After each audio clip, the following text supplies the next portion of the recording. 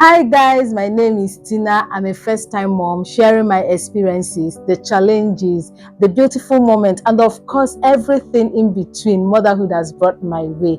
Join my journey through motherhood by subscribing, follow, and grow with me. Don't forget to turn on your notification button. In this video, I'll be sharing how I developed postpartum anxiety. Really, most of us might be familiar with this word, postpartum anxiety.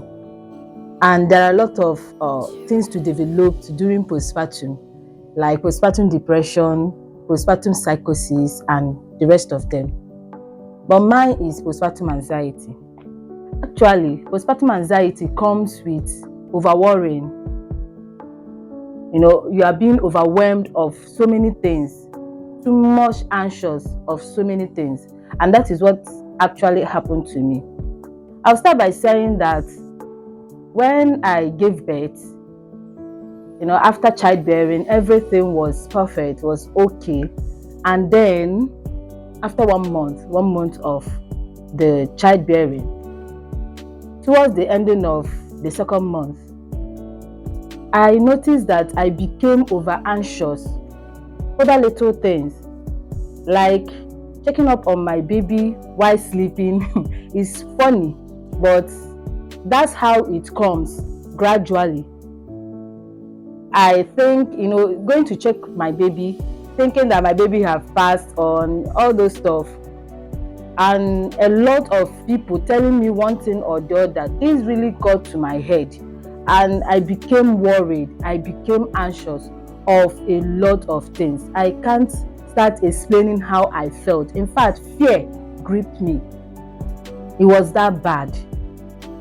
So on a long run, it started graduating. Although I didn't know that it was actually getting to me like that. I thought it was just normal, but I didn't know it was getting to my head.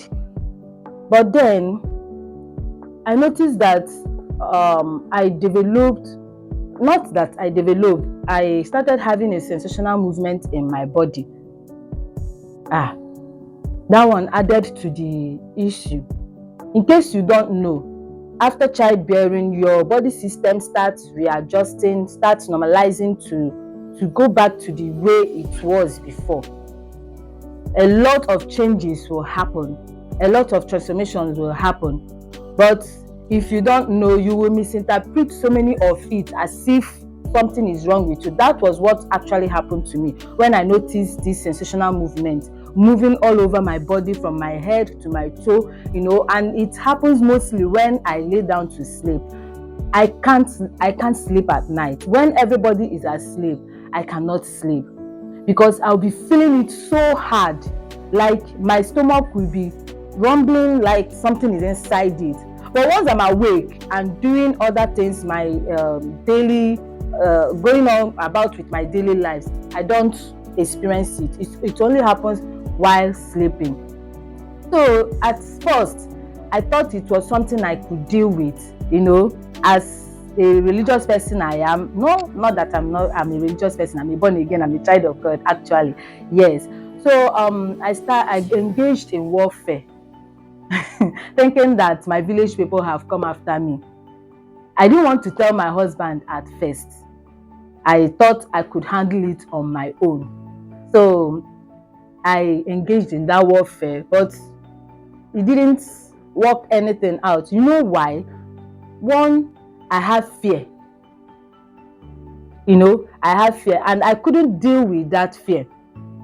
Even after praying, I would still be like, small time, this thing will come back, all those stuff. Or one day I experienced it again. I had to quickly call my husband to alert him of what I am going through, because that one was so heavy. Thank God for my husband who intervened by enlightening me with this stuff, like telling me that this is what my body will go through to come back to normal. I started browsing about it, checking online to know what was actually wrong with me. I now discovered that my vein, my system, my muscles, all of them are readjusting, and then my brain was interpreting it as a sensational movement, like a movement. That was what was happening to me. So Google and the rest of what I used to search for it indicated that it will actually calm down on a long run. So, as when this thing was going on, when I was battling with it, sleepless nights, so many things happened during that time. So at a time, it got to my mind. And I can't really say all, but when you are experiencing this kind of thing, know that you are not alone, and there are remedies to it. In my next video, I'll be sharing how I actually overcame this postpartum anxiety.